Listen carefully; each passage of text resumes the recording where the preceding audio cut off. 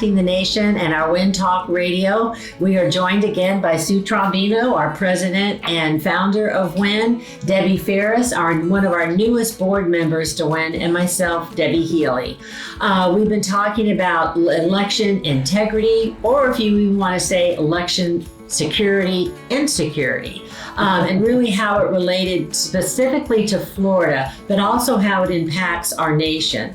I encourage you all to get a pen and pad as we left our last section, and we kind of want to share with you because we always want to be active, we want to be engaged, we want to be learned and teachable, and then we want to take that information that we've learned and do something with it. And Debbie has been like our hero in a Call One Day program that she actually has implemented, and a lot of us at Win are using it, a lot of people across the country are using it, and Debbie's going to explain a little bit about Call One Day.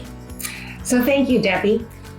So what is Call One Day? You know, when I make a phone call to my legislator, it's just my voice. But when I join my voice with hundreds of others across the state of Florida or in the country, then we can all become united in the same message. And that is the purpose of Call One Day.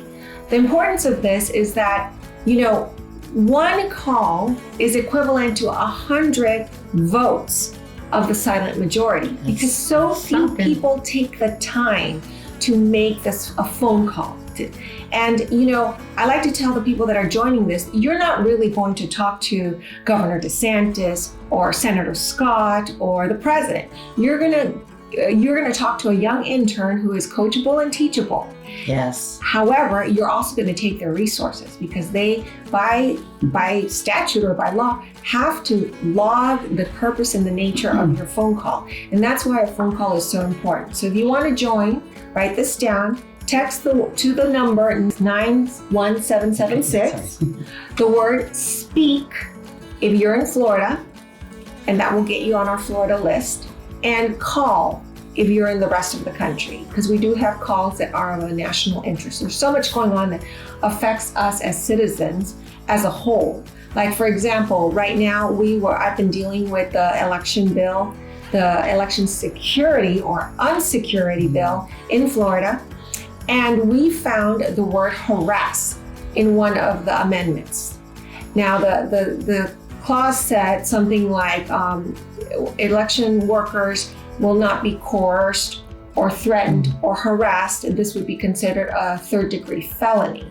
Now, everybody understands the nature of a threat or coercion, but harassment is very elastic. Mm-hmm. I mean, if I ask a question twice, am I harassing you? Right. If I'm dressed with a blue blazer and a baseball cap that's red, is my demeanor harassment? Mm-hmm. So we found this in this bill. Thankfully, that was one of the few amendments that we were able to attach. But interestingly enough, the same language was found in Nevada. So this is not only a Florida issue. This is something, we've seen this in other bills floating around in the rest of the country. Mm-hmm. So we as people have to be aware of what's going on and then take an action. Right. And you can do it by making a phone call. What's wonderful about Call One Day is that you actually get a script and you get the phone numbers of the legislators. Which is something that I find so helpful. You are spoon feeding us an action that we should be proud to take. And what you said, the scripts are so easy. You tell us exactly what representative we need to call. You give us their phone number, you give us their number locally and their number in Tallahassee. If it's a national issue, you give us a local number and a DC number.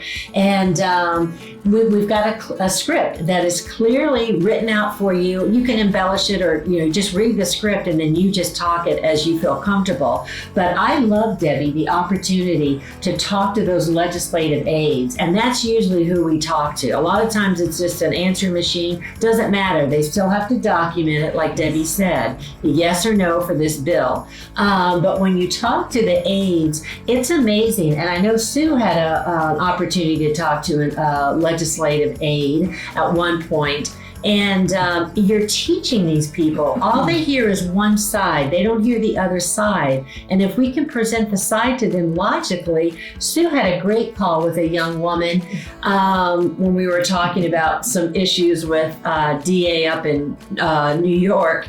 That call one day initiated. Share that conversation that you had with that young girl. So everybody during the, anyway, up in New York, we were to call 3 offices at the DA Bragg's office. So I looked at the time frame, and it was past, I thought, it was past time that everybody left. So I called the first office, left a message, called the second office, left a message, called the third office, well, somebody picked up. Anyway, so I proceeded to tell her why I think this was wrong. And it was very interesting because I said, you know what, we have become, we're becoming the Banana Republic. And the gal was very intent. And right before that, I had coughed and I said, oh, excuse me. I said, I'm sorry. I went through a zone where the phone ended. And she goes, are you there? And I said, oh, yes, I'm sorry, I'm driving. And she goes, oh. And that's when I said, well, we're becoming the Banana Republic. And she stopped. She goes, whoa, wait a minute. Because I was talking about, lack of integrity and just, cheating and lying, just lack of integrity. And she goes, wait a minute, stop. She goes, what do you mean? I said, well, what part? She goes, I don't understand what you mean. I said, well, what part of what I just said, honey, do you not understand? And she goes, well, I don't understand how the Banana Republic has anything to do with the corruption. And immediately I said, oh my gosh, because she was saying it was the Banana Republic store. Clothing store. Clothing store. And I said, I was flabbergasted because I was like, oh my gosh. I said, honey, this isn't a store. This is about Banana Republic. So I had to explain to her what a banana, because she also said, oh, the Dominican Republic. And I said, well, yeah, they're part of the Banana Republic. And I had to explain to her what a Banana Republic is. Let's explain to the audience what a Banana Republic what is a Banana Republic?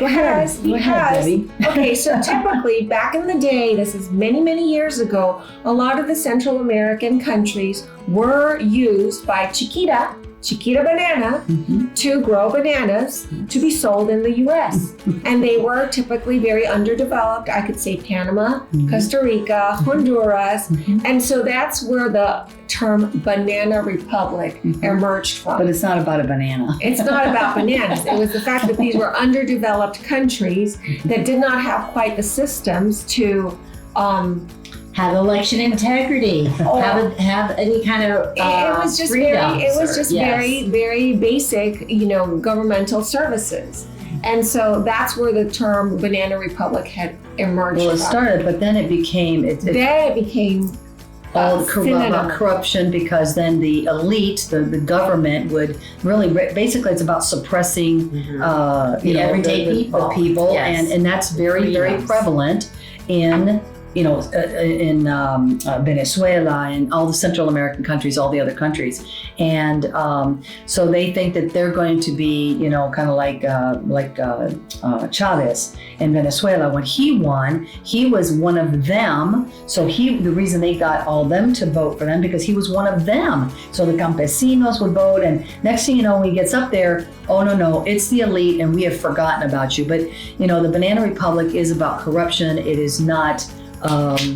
Anyway, we have become sort of that because some of the lawlessness characteristics of a Banana Republic are corruption, are the weaponization of the government against its own citizens, taking away your Second Amendment, your guns, the suppression of the rightful media, the freedom of speech, religious freedom. So there's a lot of shared commonalities on a Banana Republic. Yes. And whether people don't want to admit it or not, this is where this country has descended. We all live in very comfort. We don't have that third world situation. But in terms of the tactics of the politicians, the media, the institutions, we are a Banana Republic. So you were able to share that conversation so with sharing this young that, woman. and she was flabbergasted. She goes, oh, I didn't know. She was very kind. She was very sweet. And she goes, oh, I didn't know that. And anyway, I said, well, honey, I hope you learned something today and that you understand what a true banana republic was. And I went into more of the detail that we did here today. But and then she just said, oh, well, thank you. And then she goes, I hope you have a safe trip. So it was funny. But what you just said, though, Debbie, is that, see, we are so phenomenal in the United States because we have a constitution. It's the longest constitution in the world. In any country. And 240 some odd years. But little by little, because, and I'm just going to say it, because we the people have become so complacent, so apathetic, so disengaged, because we're in this bubble that we're so comfortable because we have running water. I mean, if the lights go out for even a day, we're flipping out. Whereas over in Venezuela, when the lights go out, the electricity goes out, you're waiting for 5 days, 7 days, maybe 3 weeks. And that's not a joke. And if you're at a hotel and you're on the 7th floor, which happened to me in Venezuela, where we were there for 5 days, we're going up and down, up to the 7th floor, driving your luggage. We just take things for granted. And so, but because we've become complacent, because we have everything, we are very elitist, we are very spoiled, and I'm talking to myself, I'm not just pointing the finger at you all, but we're very spoiled, and we just kind of take it for granted that our legislators, our congressmen, senators are going to do the right thing because they put their hand on that Bible, swore to uphold the U.S. Constitution, not the Constitution of Russia or Venezuela or Cuba or whatever. Well, and can I say, much to my very much surprise, we are learning that a lot of our congressmen and elected officials have dual citizenship. Well, and 70 of them are socialist. That's a fact. You can even check that out. On a national level. On the national level, Yep. So if you have dual citizenship, where is your allegiance? Where's your allegiance? Exactly. And I don't know about you, Debbie, but I gave up. I could have dual citizenship if I chose to. I chose not to. I became an American citizen, and that's what I am. Was I born in Venezuela? Do we forget our past? Do we forget where we came from? No, that's all part of who we are. But for me, I've chosen not to do that. So I only have one citizenship, and that's to my Lord and then to the United States. And that's so important, Sue, because the difference between this U.S. Constitution and the many documents around the world is that our rights and freedoms are not granted by the government. They're granted by the Lord. That's right. Exactly and right. so that is very unique Inalienable. because in other countries they're granted, you have the rights because the government authorizes this or because the monarchy allowed you. But here but when you take God out of the equation, then I believe that's where we have descended to. Exactly. The lawlessness is The gone. lawlessness, yes. Well, we talked about Call One Day, which is an awesome. I really hope you all did write down that number and know what to put in the text line to get into the system so that you can be contacted. But we also talk about what else we can do, what that phone can do for us when we are out there and we're seeing issues. And so you brought up some. Well, Debbie was mentioning about the supervisor of elections. And I think this is not just Florida, this is for every state, every person. You have to be accountable, for your actions. And if you are upset about something, then you need to take the bull by the horns and you need to be calling. And one thing I suggest is calling, not only Call One Day, but calling your supervisor of elections, planting those seeds. Now, don't yell at them, scream at them, swear at them. We don't do that. But we talk truth and we take action by calling every one of your supervisor of elections, calling your legislators. And one of the actions that you could take that is very simple is I like to ask the question. We ask questions. Well, if the Pentagon and all these banks can be hacked, then how easy would it be to hack our election systems? They're all run by machines. So the question is, why are we using these machines? It's a $1 billion industry. There are a lot of counties that are, maybe they have 100 people turn out to vote.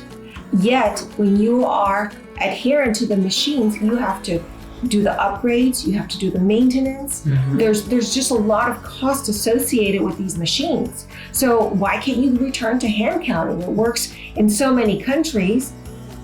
One day of voting, but yes, absolutely. There is an industry behind this. There's a because reason. It's not only the sale of the machine, it's the upgrading, it's the maintenance, it's the consultants. And then all of a sudden our elections are really literally out of our hands. So you could ask the question, why can't we return to hand counting? I think you just answered your own question. It's a $1 billion industry. Yeah. Isn't that money? I mean, is that money? Follow the Isn't money, that folks. funny? Follow the money. Follow the money. Follow the money. So I think you said it right on there. So we just really need the Americans to step up to the plate and just if you have a business or even in your home, you take responsibility for your home, right? And you make sure that that you're doing everything right in your home. You pay your bills and all that kind of stuff. So I think we need to start taking onus. We're the owners of this country.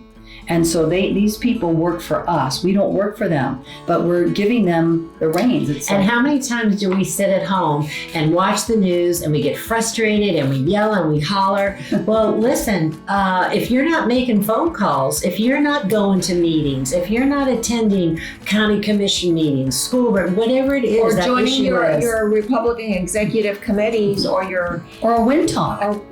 you know? Yes.